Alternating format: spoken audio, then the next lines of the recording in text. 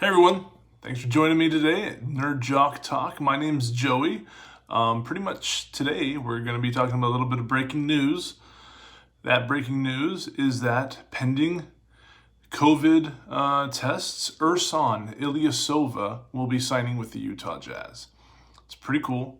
Lots of interesting tidbits to this news because, number one, the Jazz are a little shallow in the bench when it comes to the power forward position. We have great rotation with Rudy Gobert and Derek Favors as his main backup. That's a great center rotation. We have great rotation on the point guard front because really what happens is either Donovan Mitchell or Mike Conley are pretty much always in the game. Unless we are blowing them out, and then we are testing out our younger people who are deeper in the roster. But usually they have, they start at the same time, and then one will come out, and then while that one's resting, the other one exhausts himself, and then as soon as that person comes out, the other one will rotate back in. So Coach Quinn will rotate the starters on the point guard position. Shooting guard, need I even mention the upcoming Sixth Man of the Year, Jordan Clarkson. He spells Donovan at the shooting guard position, and sometimes he's better than him. In fact, offensively speaking, he might be better than Donovan Mitchell. Just a fun fact for y'all. If you watch his game, he has amazing control around the basket. He has an amazing three-point shot. And while he's a little streaky, he's only streaky because he's shooting every time he touches the ball. I mean, truthfully, he passes probably 20-30% of the time, but most of the time, if he gets the ball, he's either shooting or he's going into the rim.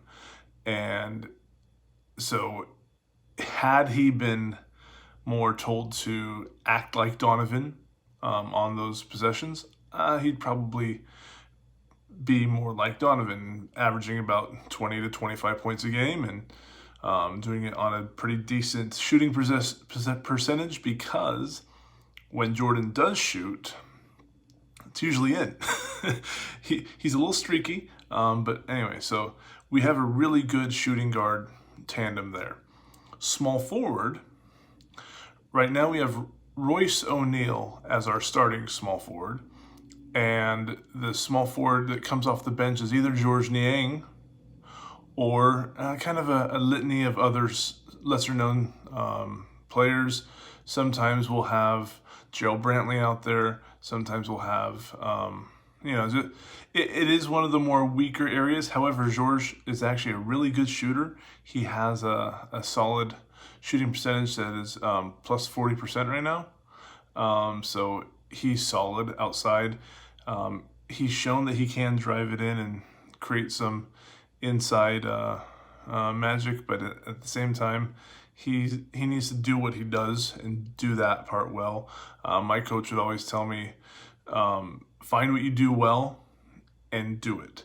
And find those things that you don't do well and don't do it. So in George's case, I would say stick outside, do what you do well, shoot the three, get open, pass the ball, dribble drive, kick out, basic blender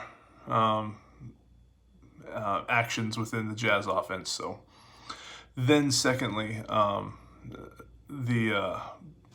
that is probably one of the areas where we could maybe improve our bench, but we decided to improve our bench in the power forwards position for Ersan Ilyasova. He'll be coming off the bench to spell Bojan Bogdanovic as our starting power forward. Bojan Bogdanovic shoots a three amazingly. Last year he averaged about 20 points a game. He also was a non-stop threat, so that it forced people to be honest on defense, forced people to be able to leave Donovan a little bit more open, leave Mike a little bit more open, no double teaming, because Bojan was just that big of a threat. However, now they have, as soon as he would go to the bench, they could double their main players and get them to kick it out of the main shooter's hands, and then all of a sudden we were stuck with, back then, trying to figure out a rotation, a small rotation, where starter Royce O'Neal would then come in as a 4 off the bench, so to speak, or Georges Niang as a small 4, and it was just, it's not great. And the 4 in today's NBA is very dependent upon the spreading the floor, allowing somebody who's a good 3-point shooter to be out on the wing. That opens up driving lanes for all of the players, and you have to respect the 3-point shooter if he's any good. So, with us not really having a great big man option for that, now we've gone out and gotten Ersan Ilyasova. Ersan Ilyasova has been with 6 different teams in his career. He has career averages right around 10 points a game, right around 3 or 4 rebounds a game. Over the last few years, he's now 33 years old, will turn 34 during the season. He is now a aging player.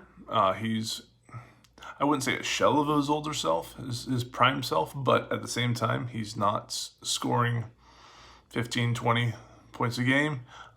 He had a 34-point career high at one point. I don't know if it's still his career high, but I did see a YouTube video of him on that game that he was scoring 34 points, and he looked just comfortable with the ball, confident with the ball, and he has career shooting percentages of 36% from the field, from the 3-point line, I'm sorry.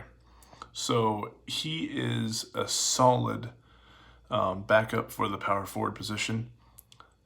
When Bojan goes out, there is not much of a dip now when it comes to the backup role. He's probably only going to get about 8 to probably 12 minutes a game, depending on if he's on or not. Coach Quinn's really good at seeing if somebody's on, and he will bench them if they're not. So if he's on, if he hits like first couple shots, he'll get more minutes, and he'll probably be a subway sub of the game. He'll probably be hitting anywhere between, I would say, on a poor game, maybe 4 points a game. On a really nice game, he could be up to 12 to 15 points. So that's the expectations. Not crazy high expectations, but here is where that comes into play. In the playoffs, when everything slows down and possessions are critical, every possession is critical, including bench play possessions, it is incredibly important to be able to have somebody that you trust, a veteran, on the court in bench hours or bench minutes. You don't have to worry about a rookie, a first, second, third-year player coming straight out of the G League, dribbling off his foot out of bounds, right? You have a trusted body on the floor that you know can hit the 3, you know will protect the ball, and at 6'10", he is a solid little, I'd say 6'10". I think that makes him our maybe 3rd biggest player on the team. I think it really will go, I think it'll be our 3rd biggest player, because it's Rudy Gobert at 7'1", then Derek Favors at 6'11". And I think we don't have anybody else at 6'11 or 6'10", so I think the next tallest is 6'9" with Joe Brantley. So, I do think this would be our 3rd biggest player. So add size to the front court, and he's not really known as a rim protector, but 6'10", he's got a wingspan. You know, he'll do what he can. But breaking news: Ersan Ilyasova to the Utah Jazz, pending a positive or a COVID non-positive test. Make sure that he can enter into the new version of the bubble where they don't see anybody ever. Unless, of course, your name's Embiid or Ben Simmons and you want to go get your hair cut by somebody who just got COVID. But other than that, again, congratulations to our All-Stars, Donovan Mitchell, Rudy Gobert, and Mike Conley. Love seeing Mike Conley take 2nd in the 3-point contest. Love seeing Donovan and Rudy really have good games during the All-Star game itself. Mike, it's your first time. You're a little older, a little short. I understand 3 points is not probably what you wanted, but still it's great to see you in that game, and appreciate it. That's been Nerd Jock Talk Utah Jazz edition, and that's it. Have a good one.